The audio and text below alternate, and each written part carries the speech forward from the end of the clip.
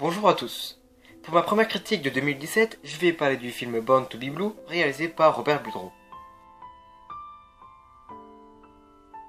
Petite information, ce film est sorti en 2015 aux États-Unis et sort seulement cette année en France. Pour tous les fans de musique et plus précisément de jazz, le film est un biopic racontant l'histoire de Chet Baker, le très célèbre trompettiste de jazz des années 1960. Donc, qu'est-ce que j'ai pensé de ce film?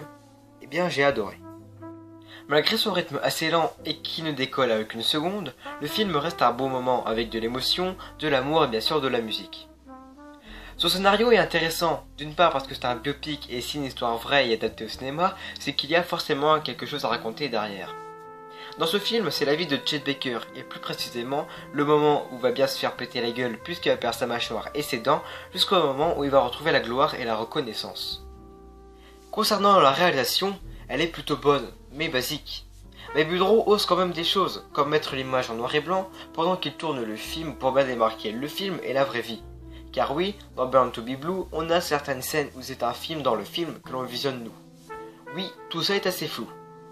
Il y a aussi une bonne mise en scène pendant les concerts de Chet Baker, agréable à voir, mais aussi à écouter. Car comme c'est un biopic sur un musicien de jazz, il y a forcément de la musique jazz. Pas tout le temps, mais assez souvent quand même. Et moi qui de base n'écoute pas ce genre de musique, et bah là j'ai beaucoup aimé, car elle est quand même franchement cool, et elle passe très bien. Au casting, on retrouve un excellent Ethan Hawke dans le rôle principal, et Carmen Ejogo qui joue le rôle de la copine de Chet Baker. Je n'ai pas grand chose à dire sur les personnages, hormis qu'ils sont plutôt bons et qu'ils jouent bien, notamment Ethan Hawke. Donc au final, fan ou non de Chet Baker, ce film peut plaire à tout le monde et je le conseille vivement, et je lui mettrai la note de 8 sur 10.